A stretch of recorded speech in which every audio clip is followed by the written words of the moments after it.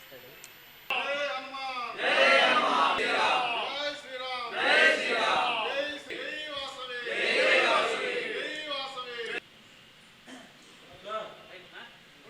ఆపదామపహర్తారం ధాతారం సర్వసంపదాం లోకాభిరామం శ్రీరామం భూయో భూయో నమామ్యహం. మనోజవం మారుతతుల్యవేగం జితేంద్రియాం బుద్ధిమతామరిష్టం వాతాత్మజం వానరయోధముఖ్యం శ్రీరామదూతం శిరసార్ నమామి. పవిత్ర ధనుర్మాసంలో ఈరోజు వైకుంఠ ఏకాదశి ముక్కోటి. ఇటువంటి పవిత్ర దినం ఈ రోజున మరి రాబోయే నూతన సంవత్సరం అంటే యాక్చువల్గా మనకైతే ఉగాది, మరి ఇంగ్లీష్ సంవత్సరం రాబోయే 24 సంవత్సరంలో మరి ప్రజలందరూ సుఖ సంతోషాలతో ఉండాలి, రైతులందరూ కూడా పాడి పంటలు సుభిక్షంగా ఉండాలి అనేటువంటి సదుద్దేశంతో మరి ఈ యొక్క మహాయజ్ఞాన్ని ప్రారంభిస్తున్నాం. జనవరి 6వ తేదీ నుంచి 12వ తేదీ వరకు 7 రోజుల పాటు సప్తాహంగా ఈ కార్యక్రమం జరుగుతుంది. ప్రతినిత్యం కూడాను అభిషేకాలు, అర్చనలు, హవనాలు, హోమాలన్నీ జరుగుతాయి.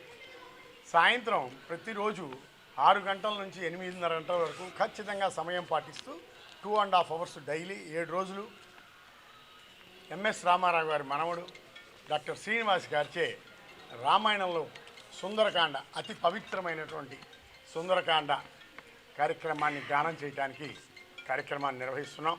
అలానే మరీ ముఖ్యంగా ఈ కార్యక్రమంలో భాగంగా 5వ తేదీ సాయంత్రం శోభాయాత్ర మన మార్కెట్ సెంటర్ రాములవారి గుడి దగ్గర నుంచి మన దేవాలయం వరకు శోభాయాత్ర ఉంటుంది.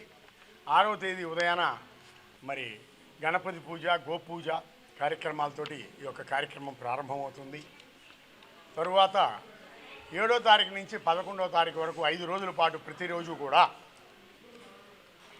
సాయంత్రం 3 గంటలకి ప్రారంభమయ్యి ఒకరోజు సహస్రగల భగవద్గీత పారాయణ, ఒకరోజు లలితా సహస్రనామ పారాయణ, ఒకరోజు విశ్వసహస్రనామ పారాయణ, ఒకరోజు వచ్చేటప్పటికి మరి హనుమాన్